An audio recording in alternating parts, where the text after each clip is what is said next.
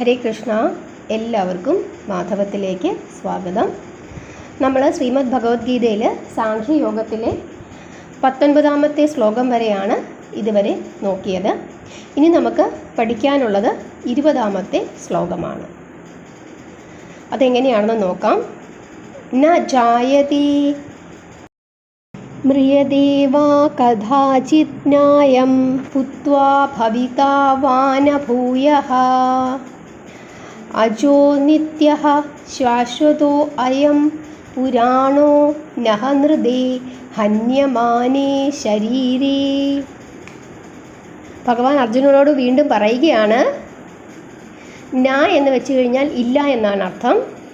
ജായതേ എന്ന് വെച്ചാൽ ജനിക്കുക, മ്രിയതേ എന്ന് വെച്ചാൽ മരിക്കുക, വാ അല്ലെങ്കിൽ കഥാചിത്ത് എന്ന വാക്കിൻ്റെ അർത്ഥം എപ്പോഴെങ്കിലും എന്നാണ്. ന്യായം ഇല്ല, ഭൂത്വ ഉണ്ടായിരിക്കൽ, ഭവിത ഭവിക്കൽ, വാ അല്ലെങ്കിൽ ന ഇല്ല, ഭൂയഃ അധികമായ, അജോ ജനിച്ചിട്ടില്ലാത്തത്, നിത്യ നിത്യമായ, ശാശ്വതോ മാറ്റമില്ലാത്ത, അയം അത്, പുരാണോ പണ്ടേക്ക് പണ്ടേ, ന ഹന്യത കൊല്ലപ്പെടുക, ഹന്യമാനെ കൊല്ലപ്പെടുന്നു, ശരീരേ ശരീരം. ഇനി വാക്യാർത്ഥം നമുക്ക് നോക്കാം.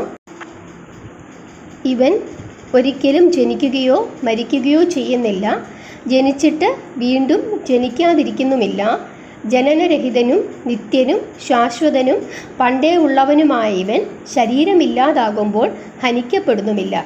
ഇവിടെ ഇവൻ എന്നുദ്ദേശിക്കുന്നത് എന്തിനെയാണ്? ആത്മാവിനെയാണ് ഉദ്ദേശിക്കുന്നത്. ഈ ആത്മാവ് ഒരിക്കലും ജനിക്കുന്നവനല്ല, മരിക്കുന്നവനുമല്ല, ഉണ്ടായ ശേഷം പിന്നെ ഉള്ളവനായി ഭവിച്ചതുമല്ല. ഈ ആത്മാവ് ജനിക്കാത്തവനും മാറ്റമില്ലാത്തവനും ക്ഷയമില്ലാത്തവനും ആണ്. ശരീരങ്ങൾ ഉണ്ടാകുന്നതിന് മുമ്പ് തന്നെ ഈ ആത്മാവ് ഉള്ളവനാണ്. ഈ ആത്മാവ് ശരീരം നശിക്കുമ്പോൾ എന്തു ചെയ്യുന്നില്ല? നശിക്കപ്പെടുന്നു ഇല്ല. ഇതാണ് അർജുനനോട് ഭഗവാൻ പറയുന്നത്. അതായത് ആത്മാവിന് നാശമില്ല എന്ന് തന്നെയാണ് വീണ്ടും വീണ്ടും പല വാക്യങ്ങളിലൂടെ അർജുനനോട് പറയുന്നത്. അതായത് ഒരാത്മാവ് ഒരു ശരീരത്തിൽ നിന്നും മറ്റൊരു ശരീരത്തിലേക്ക് തീർച്ചയായിട്ടും പ്രവേശിക്കുക തന്നെ ചെയ്യും. ഒന്ന് ജനിച്ചു എന്ന് കരുതി എന്ത് ചെയ്യത്തില്ല? വീണ്ടും ജനിക്കാതെ ഇരിക്കുന്നില്ല. വീണ്ടും വീണ്ടും വീണ്ടും എന്തുണ്ടാകും? ഈ ആത്മാവ് മറ്റോരോരോ ശരീരങ്ങളിലായിട്ട് ജനിച്ചുകൊണ്ടേയിരിക്കും. ഇത് മനസ്സിലാക്കുക എന്നാണ് വീണ്ടും വീണ്ടും അർജുനനോട് ഭഗവാൻ പറയുന്നത്. ഇനി നമുക്ക് 21ാമത്തെ ശ്ലോകം നോക്കാം. വേദാവിനാശിനം നിത്യം യ ഏനമജമവ്യയം കഥം സ പുരുഷഃ പാർത്ഥഃ കം ഖാദയതി ഹന്തികം. ഇനി നമുക്ക് ഓരോ വാക്കുകളുടേതായിട്ട് അർത്ഥം നോക്കാം. വേദ വാക്കിനർത്ഥം അറിയുന്നവൻ, അവിനാശിനം നാശമില്ലാത്തത്, നിത്യം നിത്യമായത്, യ ആര്, ഏനം അത്, അജം ജനിച്ചിട്ടില്ലാത്തത്, അവ്യയം അവസാനിക്കാത്തത്, കഥം എങ്ങനെ, സ അത്, പുരുഷ മനുഷ്യൻ, പാർത്ഥ പാർത്ഥൻ, കം ആരെ, ഘാതയതി ഘാതകനായി, ഹന്തി കൊല്ലുന്നു, കം ആരെ. വാക്യാർത്ഥം: ഹേ പാർത്ഥ, ഇവൻ നാശമില്ലാത്തവനും നിത്യനും അജനും അവ്യയനുമാണെന്നറിയുക. അപ്രകാരമുള്ള പുരുഷൻ ആരെ എങ്ങനെ കൊല്ലിക്കുന്നു? ആര് എങ്ങനെ കൊല്ലുന്നു? വീണ്ടും പാർത്ഥനോട് പറയുകയാണ്, യുദ്ധം ചെയ്യുന്നതിന് യാതൊരു കുഴപ്പവുമില്ല, ആത്മാവ് നശിക്കുന്നില്ല, ആത്മാവിന് ഒരു ശരീരത്തിൽ നിന്നും മറ്റൊരു ശരീരത്തിലേക്ക് തീർച്ചയായിട്ടും പ്രവേശിക്കുക തന്നെ ചെയ്യും. ആത്മാവിന് ഒരിക്കലും നാശമില്ലാത്തതാണ്, നിത്യനാണ്, അജനാണ്, അതെല്ലാം അറിയുക. അതുകൊണ്ട് തന്നെ എന്തു തന്നെയായാലും ഈ ആത്മാവ് ഒരു ശരീരം വിട്ട് മറ്റൊരു ശരീരത്തിലേക്ക് തീർച്ചയായിട്ടും പോകും.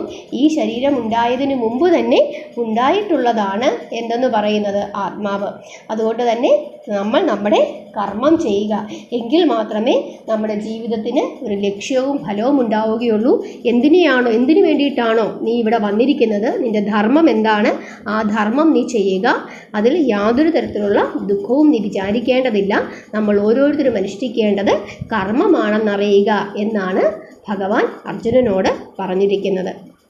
ഇത് തന്നെയാണ് നമ്മൾ ഓരോരുത്തരും മനസ്സിലാക്കേണ്ടത്. നമ്മൾ ഓരോരുത്തരും നമ്മുടെ കർമ്മമാണ് ചെയ്യേണ്ടത്. അത് തീർച്ചയായിട്ടും നമ്മൾ ചെയ്യുക തന്നെ വേണം. അതല്ലെങ്കിൽ നമുക്ക് തീർച്ചയായിട്ടും എന്തുണ്ടാകത്തില്ല, മോക്ഷപ്രാപ്തി ഉണ്ടാവുകയില്ല. ഭഗവാൻ നമ്മളോട് അത് തന്നെയാണ് എപ്പോഴും പറയുന്നത്, കർമ്മം ചെയ്യുക, ഫലം ഈശ്വരൻ തരും. കർമ്മം ചെയ്യാതിരുന്നിട്ട് നമ്മൾ രാവും പകലും ഭഗവാനെ വിളിച്ച് പ്രാർത്ഥിച്ചുകൊണ്ടിരുന്നിട്ട് കാര്യമുണ്ടോ? ഇല്ല. നമ്മൾ നമ്മുടെ കർമ്മം ചെയ്യുക, എങ്കിൽ മാത്രമേ അതിൻ്റേതായ ഫലം ഈശ്വരൻ നമുക്ക് തരികയുള്ളൂ. അപ്പോൾ ഭഗവാൻ മനസ്സിലാകും നീ എത്രത്തോളം കർമ്മം ചെയ്യുന്നു, അതനുസരിച്ചിട്ടുള്ള ഫലം നമുക്ക് തരും. അപ്പോൾ ഭഗവാന് അത് തന്നെയാണ് വീണ്ടും അർജുനനോട് പറയുന്നത്. അടുത്ത ക്ലാസ്സിൽ നമുക്ക് ബാക്കി ഭാഗം നോക്കാം.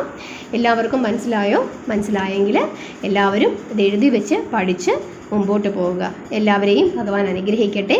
ഹരേ കൃഷ്ണ.